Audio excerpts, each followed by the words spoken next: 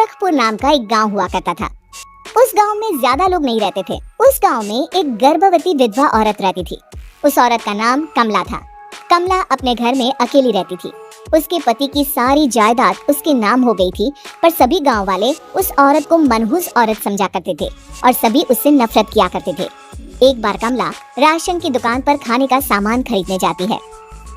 भैया जी, जरा 1 किलो दाल चावल देना। अरे हाय हाय हाय हाय हाय, अरे मनहूस औरत, मेरी दुकान में अपशुगन करवाने आ गई क्या? है, चल जा यहाँ से, मैं कुछ नहीं देने वाला तुझे। भाग भाग यहाँ से, चल जा, निकल। भैया जी, ऐसा मत कहिए, मैं गर्भवती हूँ, मुझे खाने की बहुत जरूरत है, मुझे खाना दे दीजिए। दुकानदार कमला को वहाँ से धक्के मारकर भगा देता है। तभी कमला रोते रोते उस गांव के किन्नरों के इलाके में आ जाती है।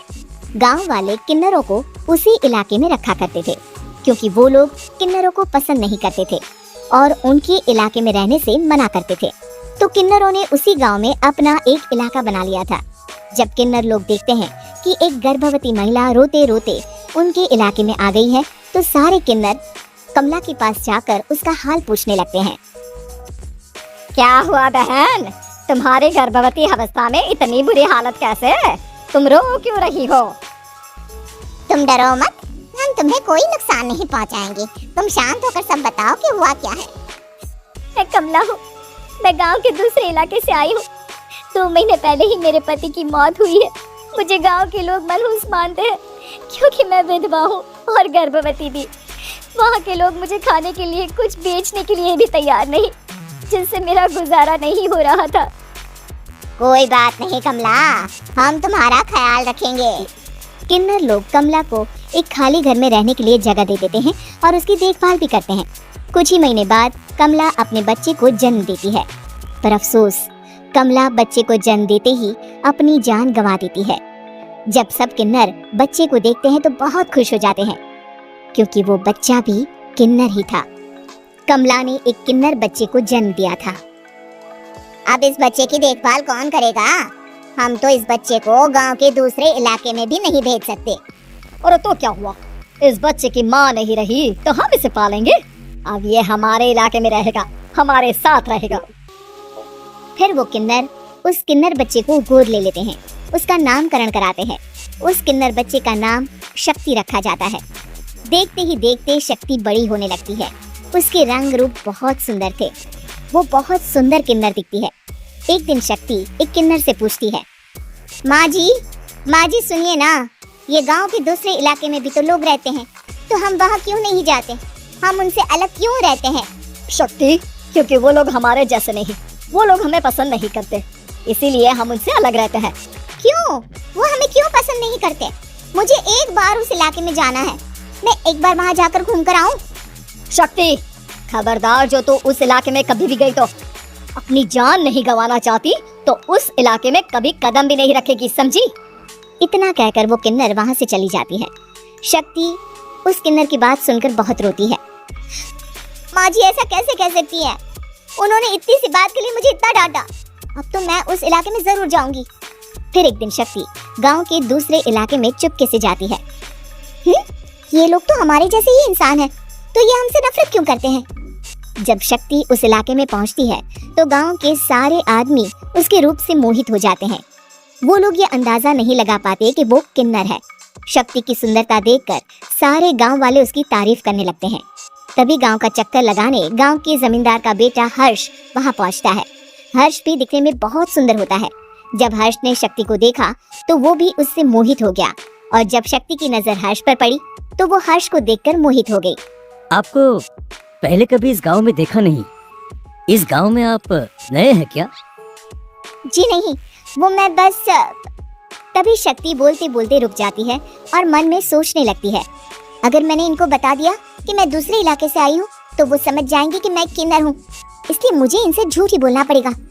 शक्ति हर्ष को कहती है, जी हाँ, मैं इस गांव में नई आई हूँ, यहाँ अकेली रहती हूँ। वैसे आप कौन है? आप भी इसी गांव में रहते हैं? जी हाँ, मैं इस गांव के जमींदार का बेटा हूँ। आपको किसी भी चीज की जरूरत पड़े तो आप मुझे बता देना, मुझे अच्छा लगेगा। ऐसे ही शक्ति और हर्ष एक दूसरे से रोज मिलने लगते। वो दोनों अपने प्यार का इजहार करने एक दूसरे से मिलने जाते हैं। तभी शक्ति का पीछा करते करते एक किन्नर वहां आ जाती है। शक्ति, शक्ति मैं तुमसे बहुत प्यार करता हूँ। मैं तुमसे शादी करना चाहता हूँ। क्या क्या तुम मुझसे शादी करोगी? हाँ हर्ष, मैं तुमसे शादी करूंगी, पर मैं तुमको अपने बारे में एक सच्चाई बताना चाहती हूँ जो मैंने तुमसे छुपा कर रखी है। तभी उनके बीच में ही वो किन्नर आ जाती है। शक्ति, तेरी हिम्मत कैसे हुई ऐसा करने की? वो किन्नर शक्ति को खींचकर गांव के जमींदार के पास ले जाती है। हर्ष भी वहां शक्ति को बचाने के लिए पहुंच जाता है। जमींदार शक्ति और हर्ष के प्यार के बारे में सुनकर गुस्से में आ जाता है और शक्ति को गांव के बाहर निकालने की सजा देता है। शक्ति ये बात सहन नहीं कर पाती और कुएं में कूदकर अपनी जान दे देती है। जमींदार हर्ष की शादी गांव की एक लड़की से करवा देता है, पर हर्ष इस शादी से खुश नहीं होता। शक्ति अपना बदला लेने के लिए मरने के बाद किन्नर चुड़ैल बन जाती है। अब मैं इन गांव वालों को नहीं छोड़ूंगी, अब इनसे मैं अपने प्यार का बदला लूंगी। किन्नर चुड़ैल गांव वालों को परेशान करना शुरू कर देती है। एक बार वो रात को गांव के खेतों में पहुंच जाती है और वहां आग लगा देती है। सारी फसल जल के राख हो जाती है।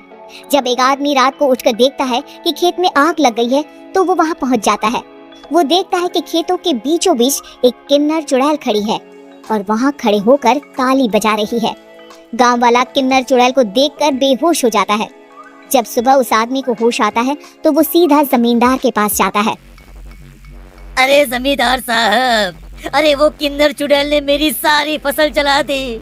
अब मैं क्या करूंगा? क्या होगा मेरा? जमींदार चुड़ैल किन्नर का नाम सुनते ही सब कुछ समझ जाता है। अब वो बहुत डर जाता है।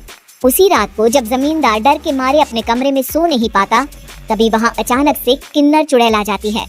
किन्नर चुड़ैल जोर जोर से जमींदार के आगे खड़ी होकर हंसने लगती है और ताली बजाने लगती है। जमींदार उस डरावनी किन्नर चुड़ैल को देखकर बहुत डर जाता है। तूने मेरे साथ बहुत बुरा किया, अब मैं तुझे जान से मार दूंगी। नहीं नहीं नहीं नहीं, मुझे माफ कर दो, मुझे मत मारो। मैं कभी ऐसा दोबारा नहीं करूंगा। अब तुम जो बोलोगी वही मैं करूंगा। ठीक है, मैं चाहती हूँ कि किन्नर इलाका गांव के इलाके से जुड़े और गांव का कोई भी आदमी किन्नर समाज से द्वेष न करे, उससे नफरत न करे, नहीं तो मैं सारे गांव को मार दूंगी। और तुम गांव में एक नया कानून बनाओ कि अगर किसी ने भी किन्नर समाज को हानि पहुंचाने की कोशिश भी करी या इनसे भेदभाव करने की भी कोशिश करी तो उनको कड़ी से कड़ी सजा मिलेगी। हाँ हाँ हाँ हाँ, मैं ऐसा ही करूंगा। तुम जो बोलोगी वो मैं करूंगा, पर मुझे जाने दो प्लीज। तब वो किन्नर चुड़ैल वहां से चली जाती है। गांव का जमींदार किन्नर चुड़ैल का कहा मानते हुए दोनों इलाकों को एक कर देता है और नया कानून भी लागू कर देता है। तब से वहां किन्नर समाज और बाकी गांव वाले शांतिपूर्वक रहने लगते हैं।